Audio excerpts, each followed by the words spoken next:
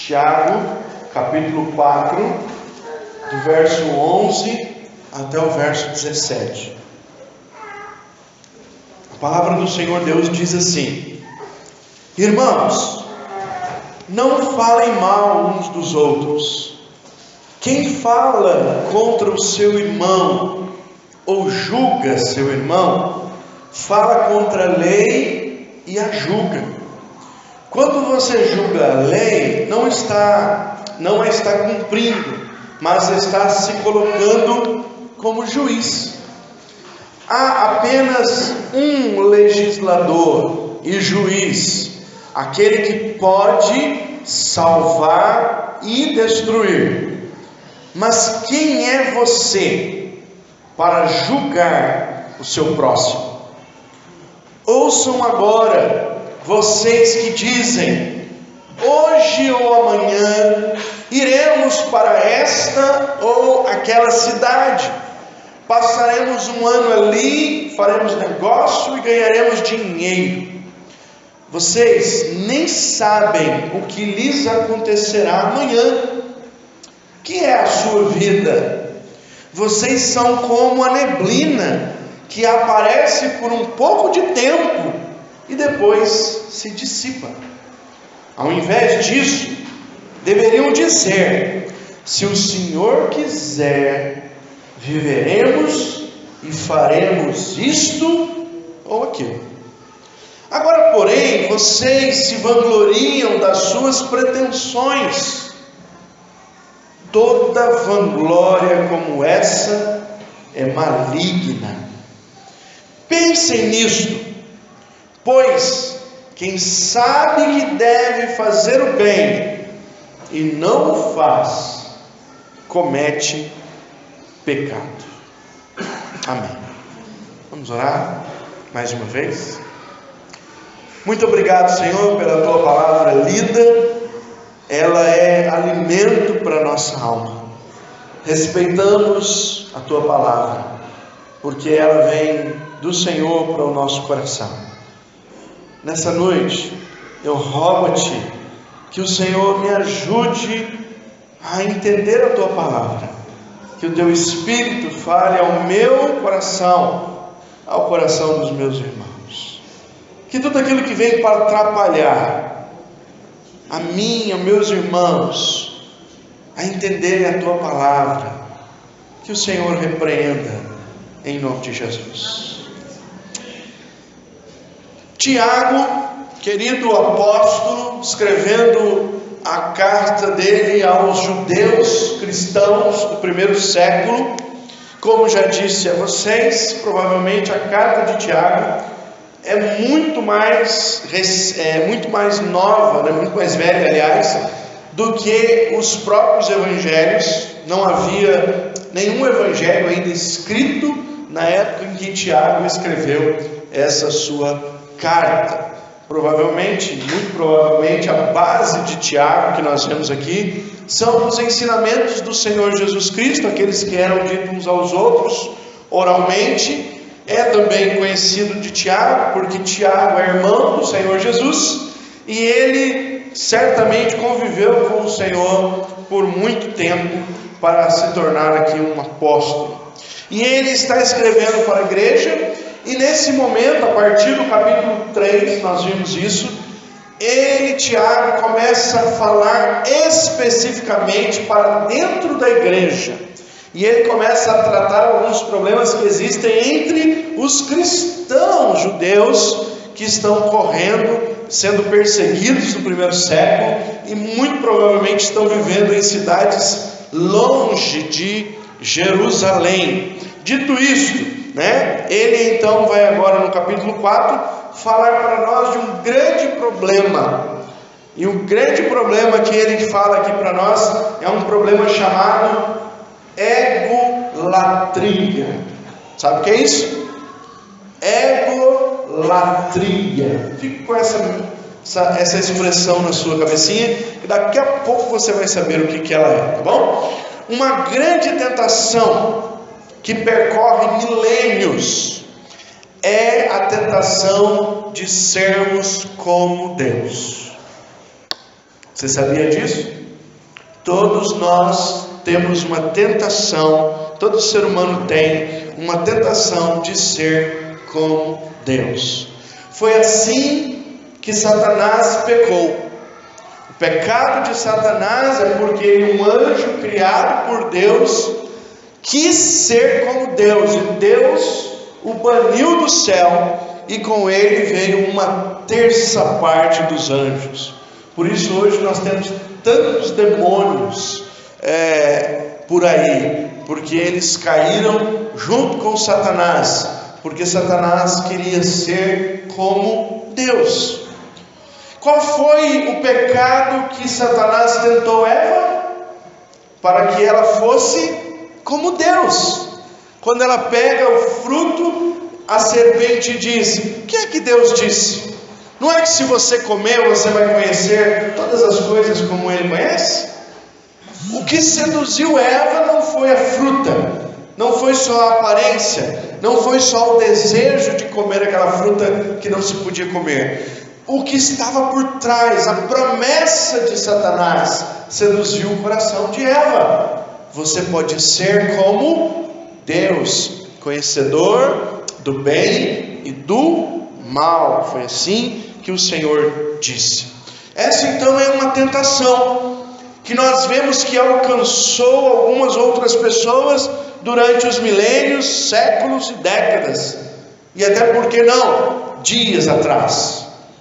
Nós vemos pessoas que se portam como Deus, pessoas que acham que elas estão acima dos outros seres mortais. Vemos, por exemplo, na história bíblica, imperadores, reis e governantes que foram cobrados por sua arrogância, porque eles se intitulavam Deus, eles se colocavam como Deus. Há uma palavra nas Escrituras que diz que Herodes morreu porque ele tentou roubar a glória de Deus para ele e não o glorificou como Deus, e Deus deu a ele uma enfermidade que ele morreu comido por bichos.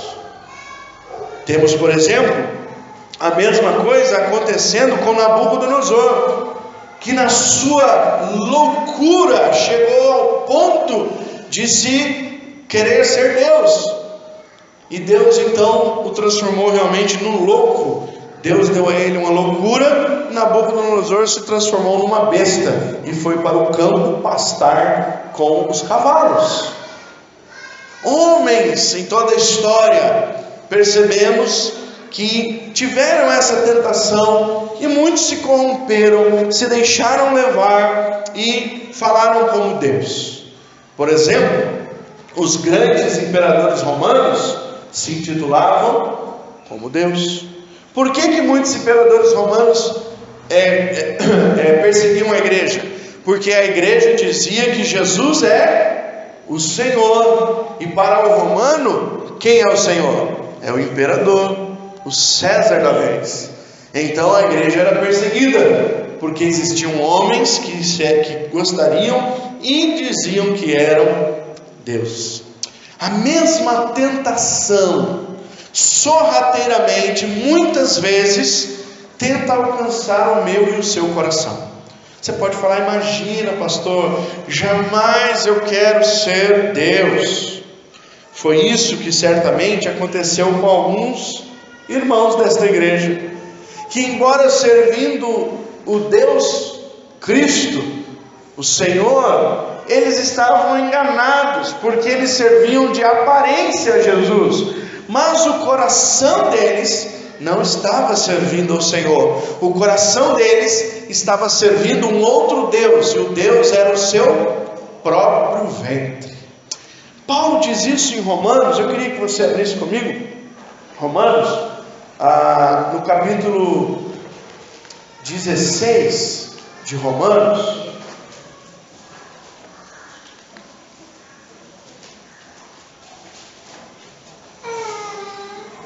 A partir do versículo 17, olha o que Paulo diz: recomendo-lhes, irmãos, que tomem cuidado com aqueles que causam divisões e colocam obstáculos ao ensino que vocês têm recebido.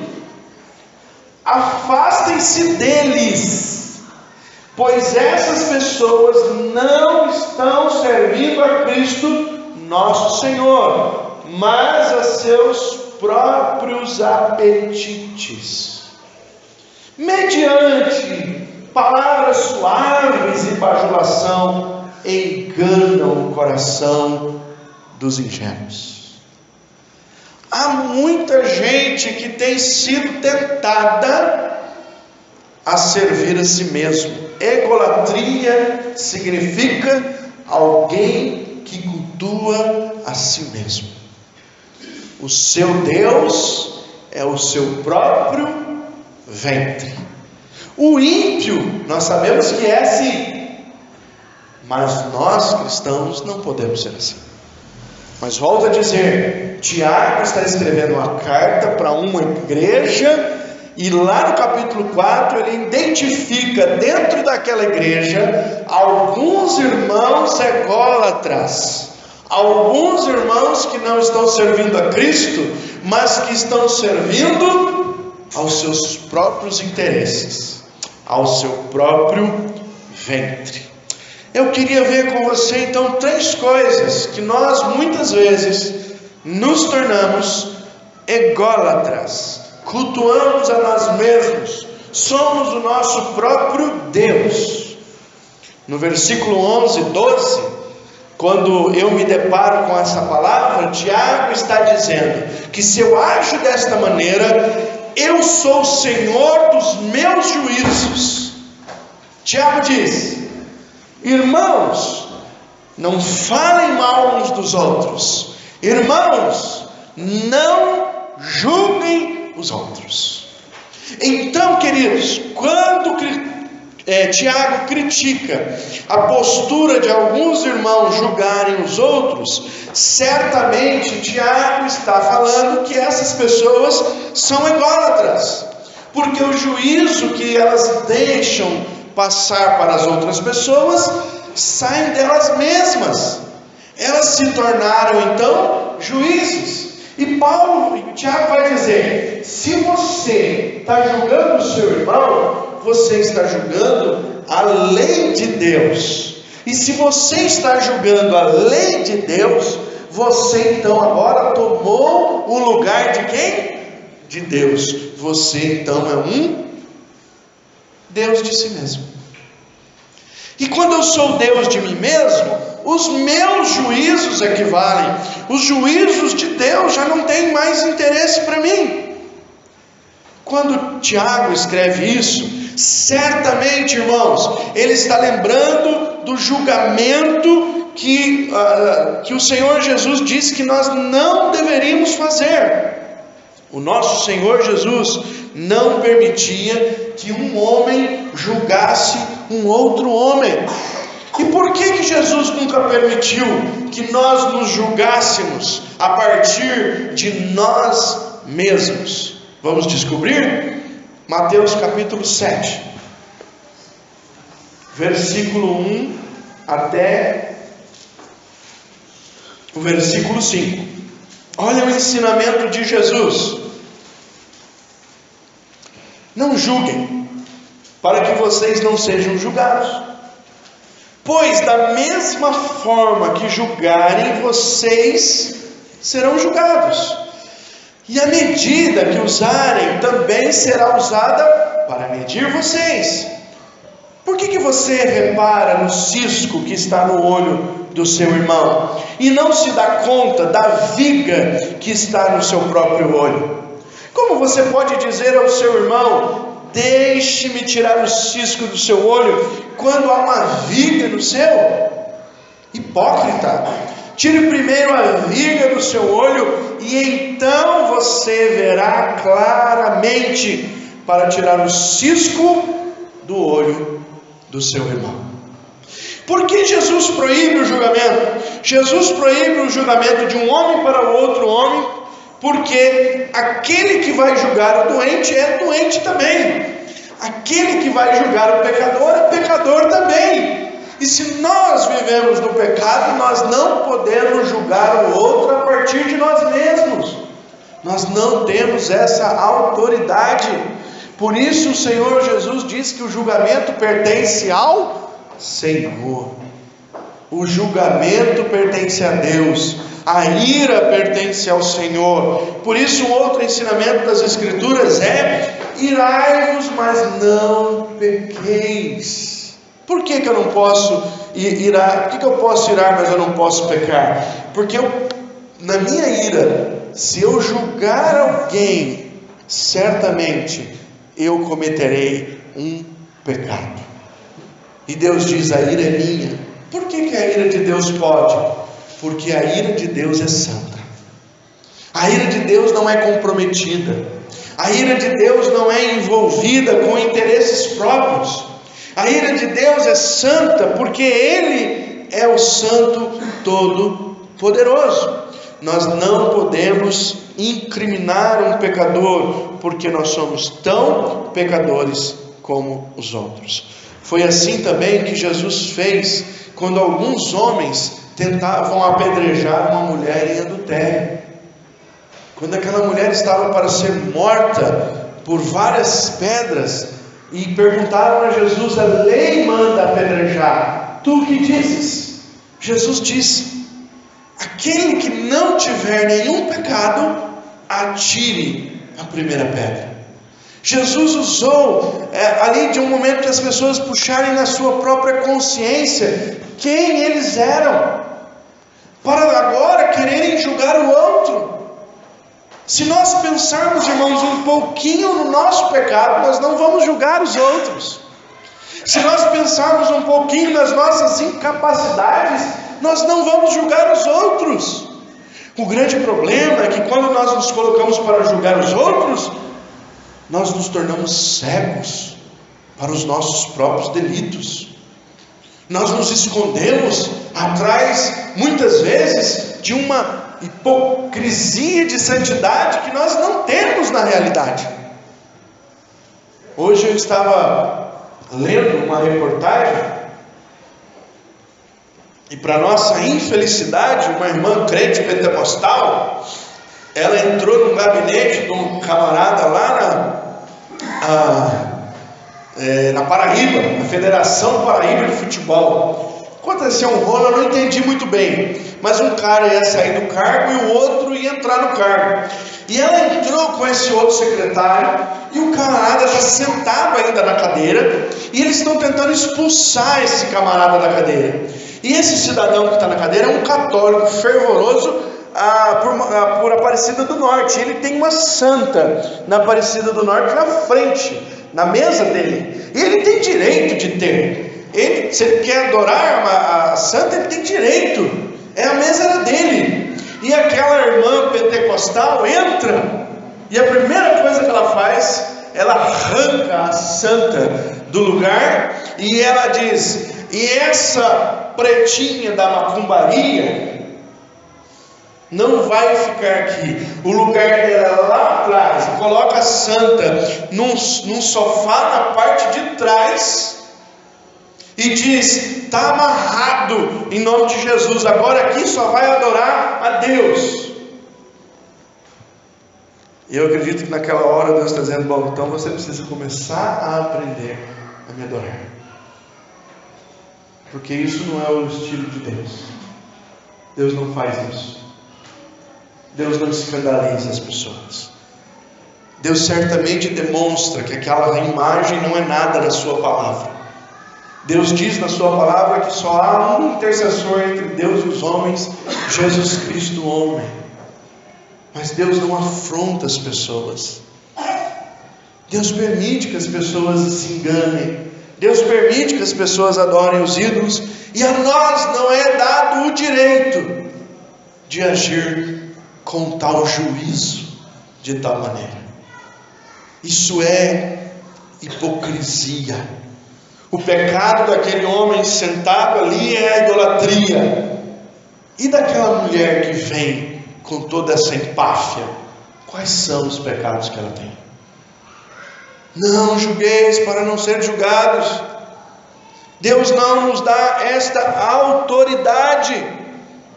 Nós não fomos chamados para destruir a fé das outras pessoas.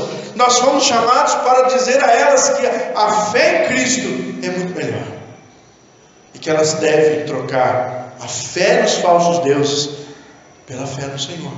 Mas é com instrução, com amor, com ensinamento, com amizade, com interatividade, e não com truculência e idiotice, como fez aquela que se diz irmã no Senhor. Quais são as vigas que existem em mim? Porque a palavra de Deus diz: olha, antes de você olhar o cisco no olho do teu irmão, tira primeiro a trave, a viga que está no teu olho. Eu contei aqui já algumas vezes da história da mulher que todo dia lavava a louça dela e olhava na janela e via a vizinha pendurando lençóis brancos. E quando a vizinha pendurava um lençol branco, a outra aqui lavando a louça olhava e dizia: mas que mulher porca! Olha quanta mancha que tem lá no lençol dela. Não sabe lavar roupa. Como pode ser porca desse jeito? No outro dia, ela lavando louça, a mulher de novo com os lençóis brancos estendendo, e ela olhando e dizendo: que mulher porca! Como pode não saber lavar um lençol branco? E ela não se aguentou, e ela deixou a louça. Ela disse: eu vou lá falar com essa mulher, ela precisa pelo menos aprender a não ser tão porca. Quando ela foi chegando perto dos lençóis, ela viu que os lençóis estavam claros como a neve, limpíssimos, melhores do que o dela quando ela lavava. Elogiou a mulher, voltou para dentro da sua casa. Quando chegou na beira da pia para lavar louça, olhou e os lençóis estavam sujos novamente. E então ela percebeu que ela não limpava a sua janela há muito tempo. E as manchas que ela viu no lençol da vizinha eram a gordura que estava na janela dela. Nós somos assim muitas vezes.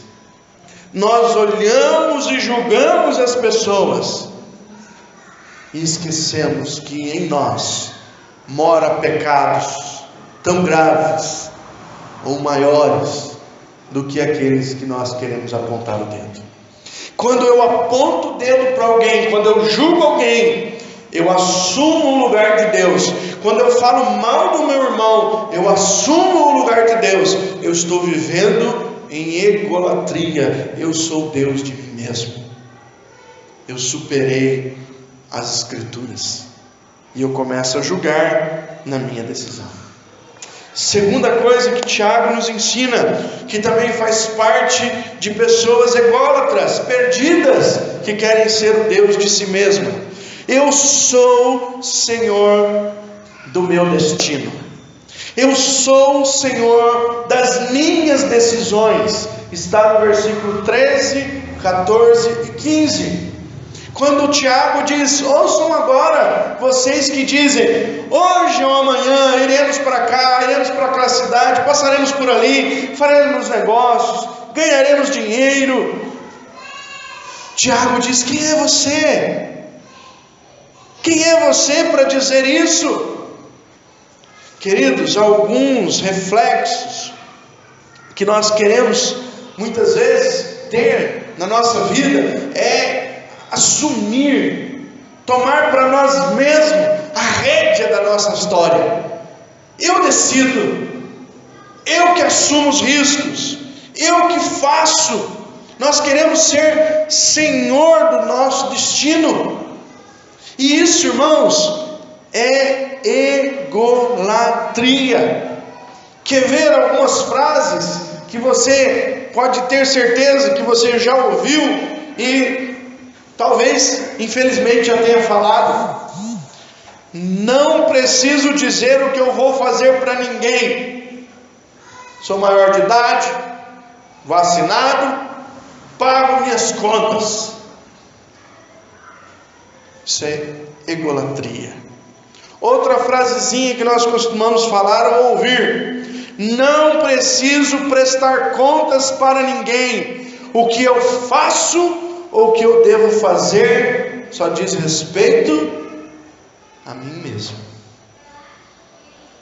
Isso são frases de pessoas ególatras, pessoas que têm na sua mão o seu destino. Um grande exemplo na Bíblia de Senhor do seu destino está lá no Velho Testamento, a história de Jonas, um homem que decidiu ir contra a ordem do seu mestre, do seu Senhor. Deus chamou Jonas e disse: Jonas, eu quero que você vá pregar em Nínive. Jonas falou: beleza, mas eu vou para Jope, porque em Nínive eu não vou. Eu não gosto dos ninivitas, eu não gosto daquele povo, aquele povo é bárbaro, aquele povo é ruim, aquele povo é mau, eu não vou lá. A vida é minha, sou eu quem decido, e então eu vou para Jope. Se você não entendeu muito bem, Nínive ficava nessa direção de onde Jonas estava, e Jope nessa direção.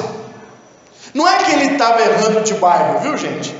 Não é que Deus mandou ele no Jardim Flórida e ele foi no Dindinha ali próximo. Não, Deus mandou ele ir para Nínive e ele foi exatamente a direção contrária, o mais longe que ele conhecia. Por que ele foi para Jope? Ele gostava de Jope? Não, porque no mundo conhecido, o lugar mais distante de Nínive era Jope. Ele decidiu: eu sou senhor do meu destino. Ególatra, alguém que tomou parte da sua vida. Queridos irmãos, certamente Tiago, ao escrever sobre isso, estava se lembrando do ensino do seu mestre Jesus, que dizia lá em Mateus capítulo 16, versículo 24 ao 26: quem quer vir após mim, negue-se a si mesmo, tome a sua cruz e siga-me. Quem ganhar a sua vida vai perder, mas quem perder a sua vida por minha causa vai ganhar. O primeiro chamado de Cristo para nós é: perca o controle da sua vida. Deixe a sua vida para que Deus controle. E o que nós fazemos muitas vezes como cristãos é totalmente diferente. Nós não descansamos em Deus, nós não confiamos em Deus, e nós assumimos totalmente o controle da nossa história. E nós dizemos, como diziam os irmãos aqui em Tiago: olha, nós vamos para lá, depois nós vamos para outro lugar, depois nós vamos fazer isso, depois nós vamos fazer aquilo. E Tiago diz: quem são vocês? E quando Tiago diz: quem são vocês? Vocês são neblina. Tiago está lembrando de um outro ensinamento de Jesus, que está em Mateus capítulo 6, do versículo 25 até o versículo 27.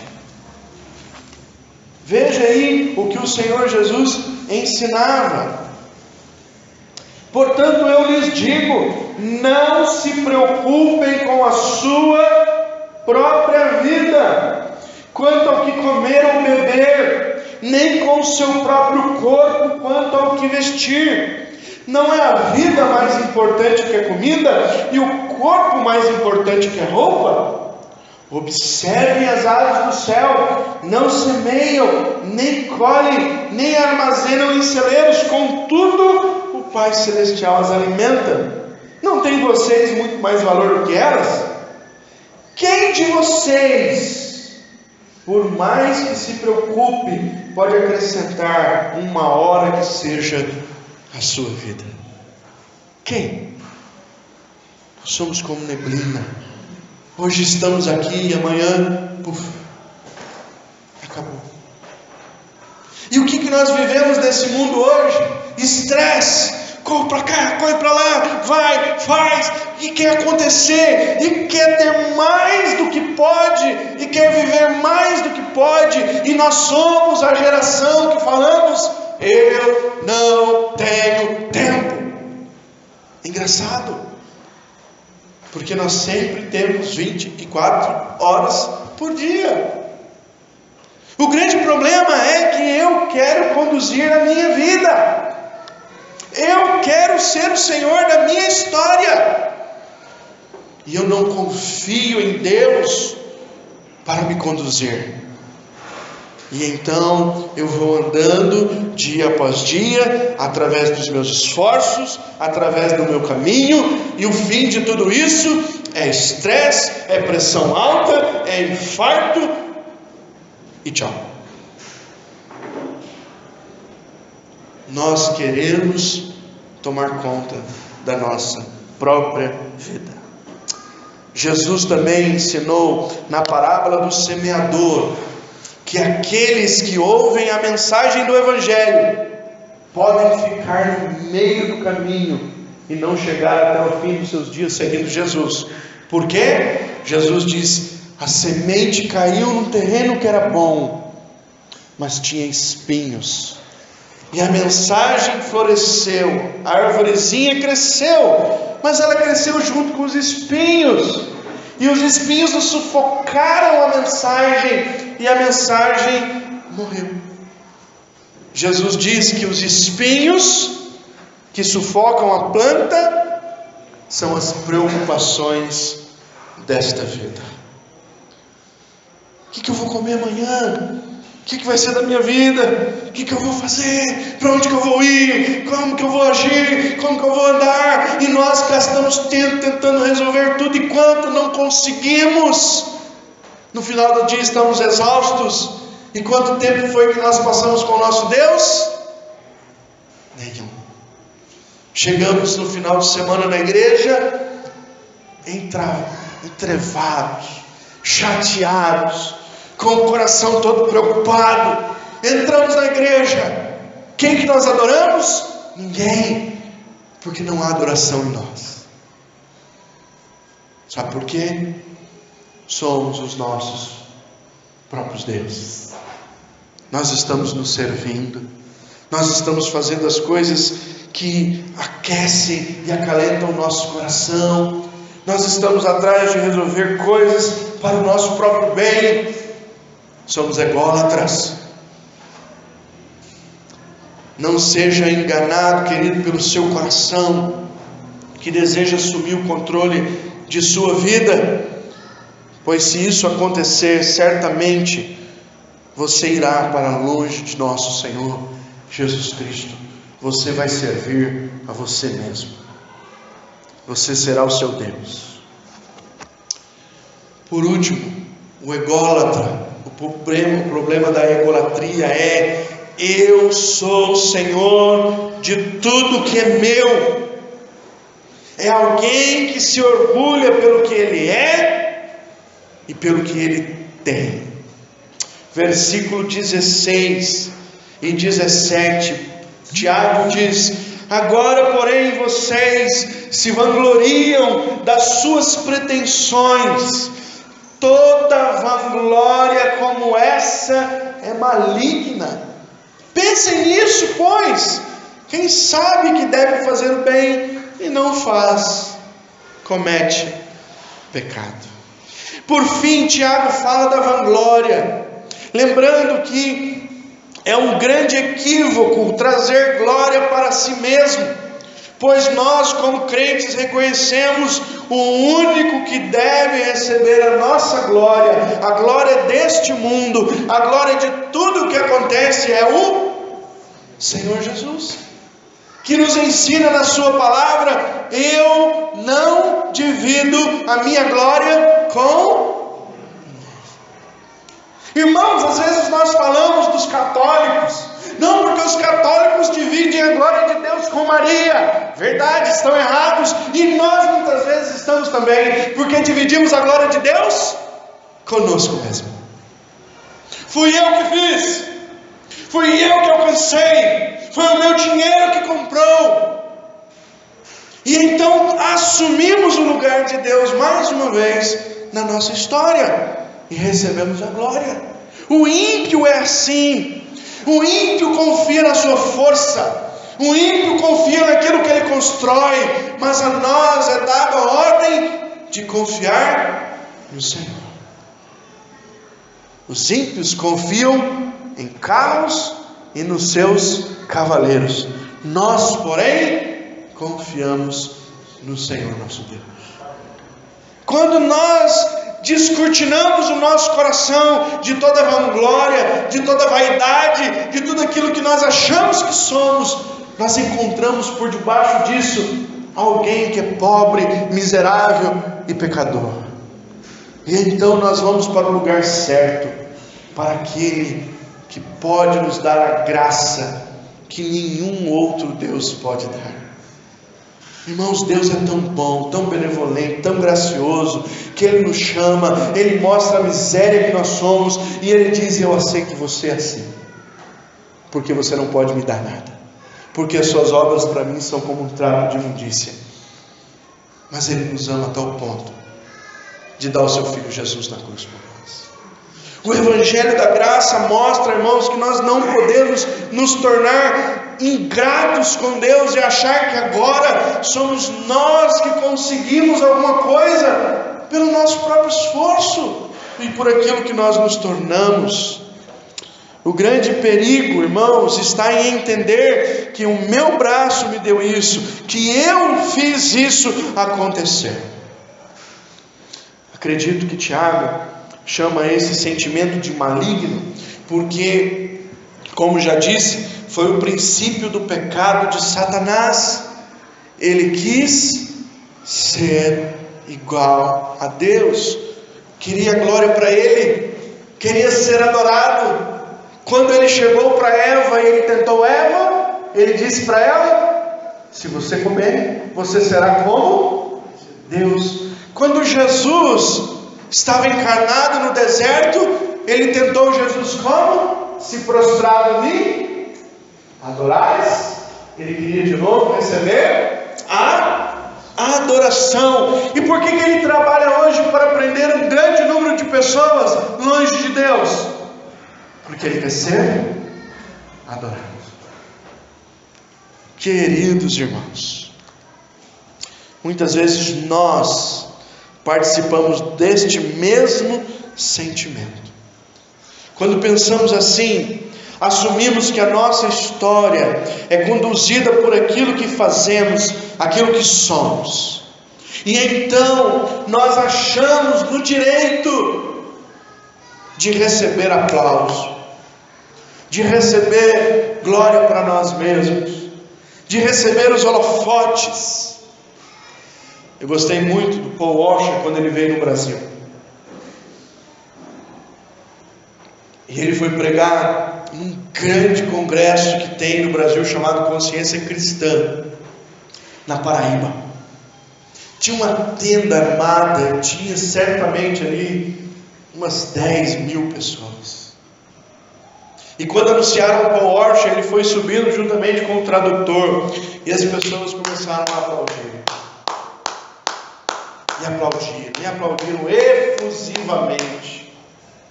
E quando ele chegou no púlpito, ele abaixou a sua cabeça e disse: por favor, nunca mais me aplaudam. Nunca aplaudam um líder cristão que vai trazer a palavra, porque o único que é digno dos nossos aplausos, da nossa adoração, da nossa veneração, da nossa intenção de dizer foi bom, é o Senhor nosso Deus. Paul Washer disse: isso faz mal para mim, porque o seu aplauso pode dizer para mim que eu sou uma coisa, e eu não quero me enganar com isso. Certamente que esse tipo de sentimento que há do ególatra, achando que é o Senhor de tudo que é seu, de tudo que é, certamente nos conduzirá ao egoísmo, Pois isso é o que Tiago termina dizendo: quem sabe que deve fazer o bem e não faz, comete pecado. Essas pessoas cometem pecado, pois sabem que devem fazer o bem, mas não fazem, porque elas estão submersas, atarefadas em conduzir a sua vida em favor de si mesmos. O trabalho voluntário é tão gratificante, irmãos. São tão poucos que fazem. Por quê? Nós somos a geração eu não tenho tempo. Porque se eu for fazer um trabalho voluntário em favor do outro, eu estarei deixando de fazer algo em favor de mim mesmo, e eu tenho controle da minha vida, eu preciso escrever a minha história, eu tenho que assumir tudo, eu tenho que ter sucesso. Se eu não tiver sucesso, eu não sou nada. Somos ególatras quando deixamos de agir em favor dos outros para agir a favor de nós mesmos, ao contrário do ensinamento do Senhor Jesus, que diz: sirvam uns aos outros, amem uns aos outros, lavem os pés uns dos outros, orem uns pelos outros. Irmãos, tenham em consideração os outros maiores que a si mesmo. Tende em vós o mesmo sentimento que houve em Cristo Jesus, que embora sendo Deus, não usou como usurpação de ser igual a Deus, mas se submeteu, se tornou servo. Aquele que sabe que tem que fazer o bem e não faz, comete pecado. Eu não tenho tempo, eu não posso, porque se eu fizer, eu vou deixar de controlar a minha história. Se eu fizer para o outro, eu não vou agregar nada para mim mesmo. Ananias e Safira, ao mentir para Pedro em Atos capítulo 5, estavam cheios de si mesmo. E ao levar a oferta na frente da igreja, eles olharam para Pedro e disseram: eis aqui a nossa oferta, é tudo que temos. Eles mentiram, porque o objetivo deles não era adorar Deus com oferta, o objetivo deles era ser reconhecido pelos outros. Porque imagina, Barnabé deu, se a gente não der, imagina que mal que a gente vai ficar. O pessoal vai falar: nossa, olha, o Barnabé deu, nossa, Ananias e Safira não deu. Nós queremos glória muitas vezes, até na hora de dar oferta. Ananias e Safira estavam com glória, em busca de glória para si mesmos. Mas a Bíblia diz, irmãos, que o Senhor abate os orgulhosos.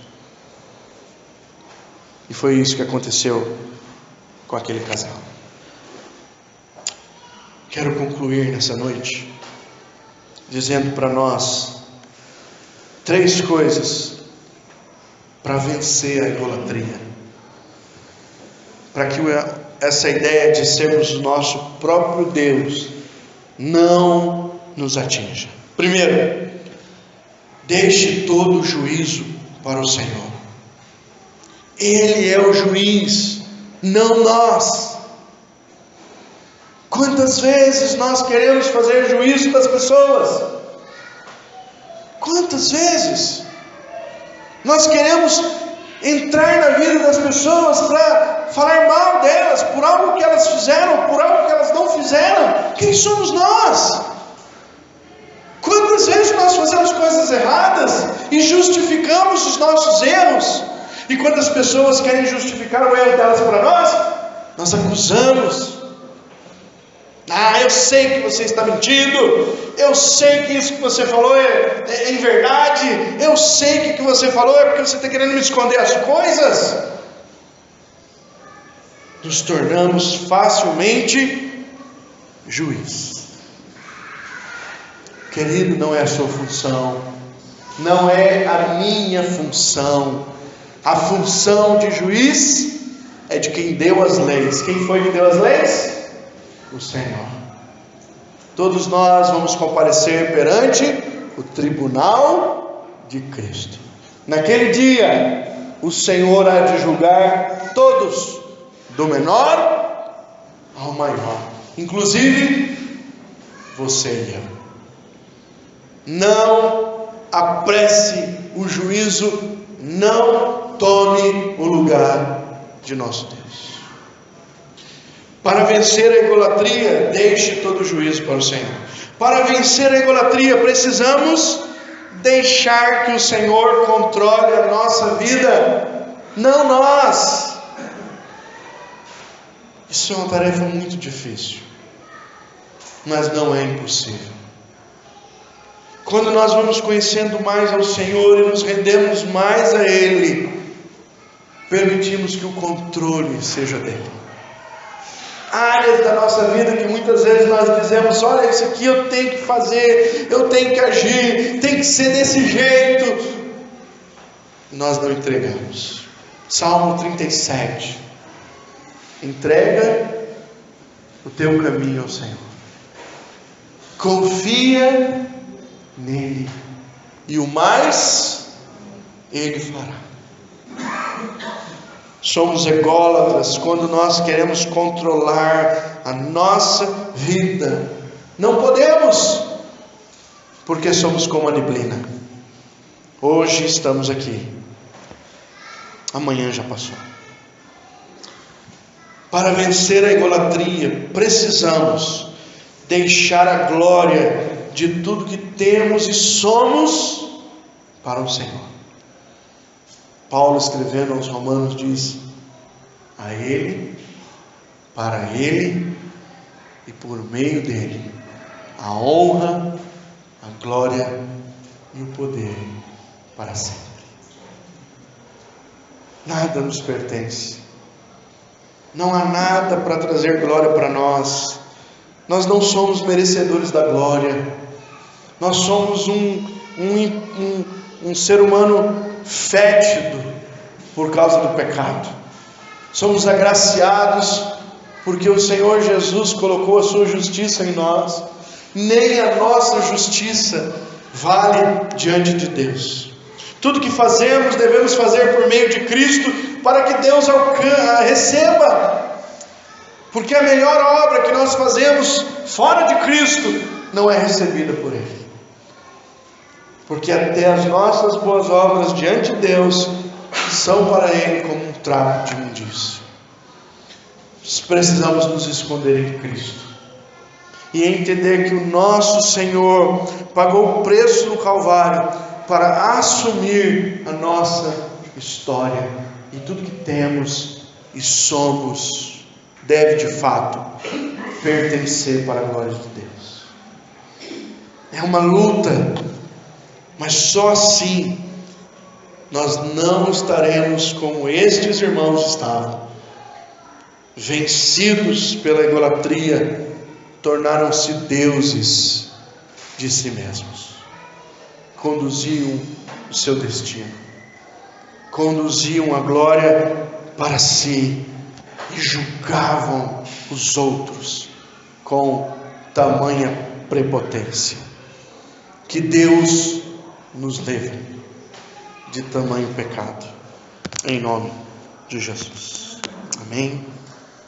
Feche seus olhos por um momento, curve sua cabeça por um instante. Talvez você tenha sido afetado pela idolatria. Talvez você tenha julgado as pessoas, falado mal dos seus irmãos. Se é uma realidade no seu coração, hoje é o momento para você orar diante de Deus e pedir perdão, e clamar ao Senhor para que você se torne menos juiz, que você consiga vencer essa prática de tentar julgar os outros. O juízo pertence ao Senhor, não pertence a nós. Talvez você tenha estado no controle da sua vida, e você já entra na igreja cansado, afadigado, triste, cheio de comiseração, pensando: nossa, essa semana tudo que eu fiz, nada deu certo. Ore ao Senhor para que traga paz e tranquilidade ao seu coração. Ore ao Senhor para que te dê descanso naquilo que você precisa descansar e confiar. Eu sei que às vezes são lutas difíceis, problemas financeiros, situações adversas. Nós queremos controlar, mas a palavra de Deus diz que o ímpio confia em carros e cavalos.